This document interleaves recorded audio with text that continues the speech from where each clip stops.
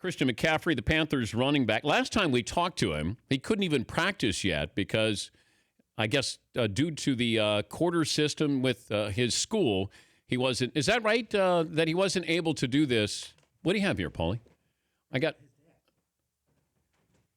Paulie just brought me in the McCaffrey's Rocky Mountain Mustard, creamy Dijon. Where did you get this, Paulie? This was in the back yesterday. There's a big box of mustard. Wait, Christian, what is this McCaffrey's Rocky Mountain Mustard? Oh, that's a Colorado legendary mustard. My dad's face is on it. He didn't make it or anything. He just put his face on it for God knows why. But it tastes good, man. The spicy brown is probably the way to go. And this isn't the sponsor of you coming on. You're coming on behalf of Dick's Sporting Goods. We just got this yesterday. Now, explain what happened to the audience. Last time you were with us, you couldn't even go to training camp with the Carolina Panthers, and the reason was why? Yeah, so it's an NFL rule where I think you can't officially practice until your school is graduated. That does not include rookie minicamp. So I could go to rookie minicamp, but I couldn't go to all the OTAs because Stanford's on the quarter system. A lot of West Coast schools are on it. And so even though I was not enrolled, I still couldn't come to even walk into the facility until June 15th, which was tough. But, that's the rule. It is what it is. I got a lot of my teammates are very understanding, and we'll get back on the train. But it was tough sitting out for that long. Were you allowed to Skype with Cam Newton? So, yeah, I could Skype and call and do all that stuff. So my running back coach, Coach Skipper, huge props to him. He took a lot of time out of his day to call. We probably talked for about an hour a day going over all the different installs, just kind of getting the playbook right. So, we could do that. I just couldn't do that face to face. But what did you have you gotten hazed yet? Not yet. No, I'm waiting for that though. So I'm prepared. You're going to have to sing probably, but your music, you're talented, so you should be able to do that.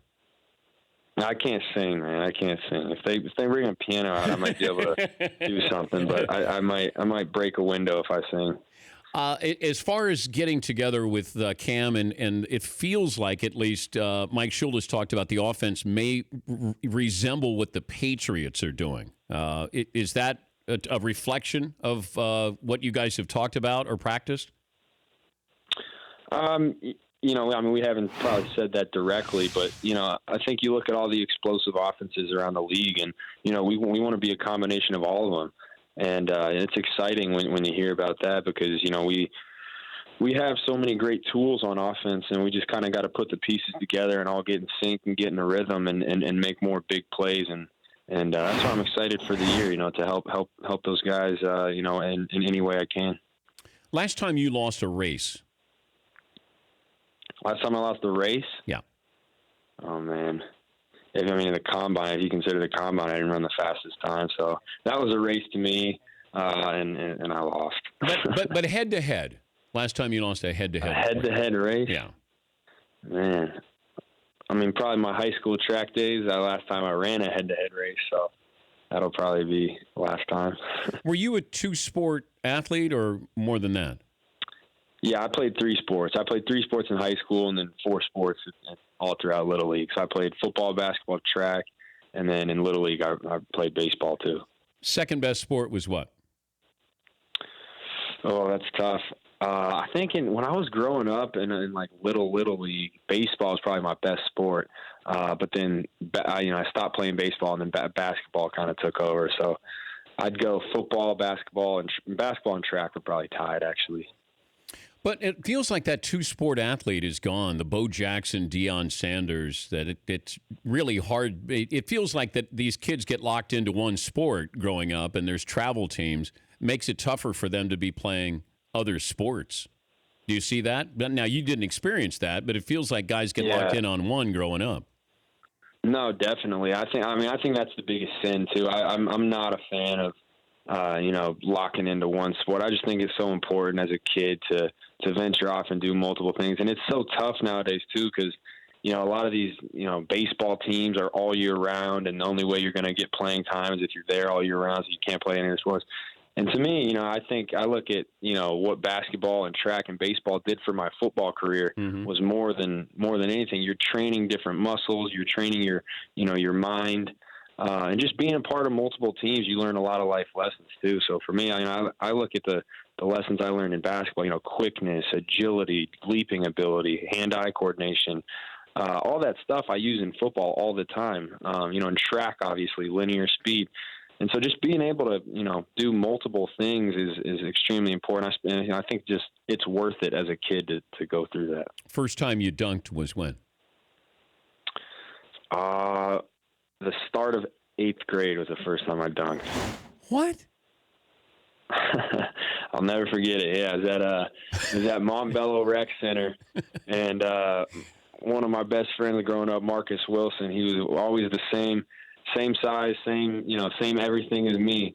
And, he went up and someone threw a little lob to him and he one hand dunked it. And so I'm like, dang, if he did that, I have to do that. And then we went and did it on the same day. But how tall were you back then? I don't know how tall I was at that time. I mean, you're 5'11" now, right? Yeah, I'm 6 foot on a good day, though, so give me a little bit.